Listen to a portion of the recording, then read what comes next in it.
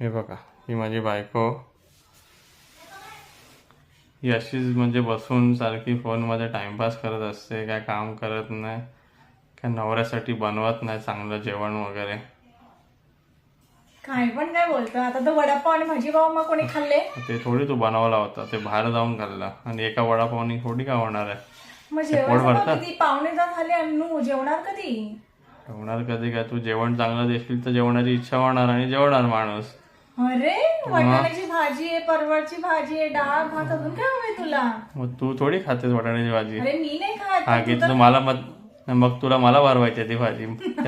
हा असं नाहीये, पण तू तर खातोस ना.